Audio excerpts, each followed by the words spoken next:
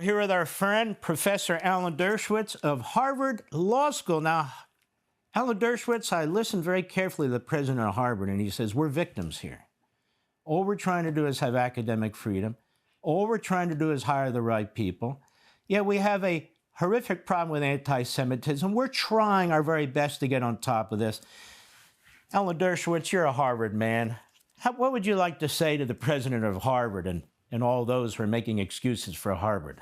Just remember the 1950s in Southern schools when presidents of universities were saying, all we want to do is teach white supremacy to our students. All we want to do is have Ku Klux Klan people coming in with masks and harassing black students. That's part of our academic freedom. No, no, no. Harvard cannot use academic freedom as an excuse and a justification for teaching anti-Americanism, anti-Semitism, anti-Zionism.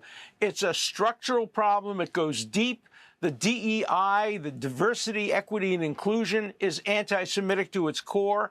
Intersectionality, black theory, racial theory, queer theory, they're all part of this attempt to try to promote a worldview that is essentially anti-American, anti-Semitic.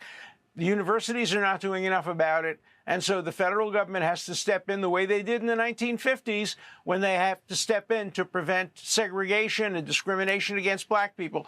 You cannot distinguish between discriminating against blacks on the one hand and discriminating against Jews on the other hand and Christians on the other hand. So the federal government has a role to play here, and it should play it constructively, and it shouldn't be afraid of taking on these claims of academic freedom and freedom of speech because they're applying a double standard.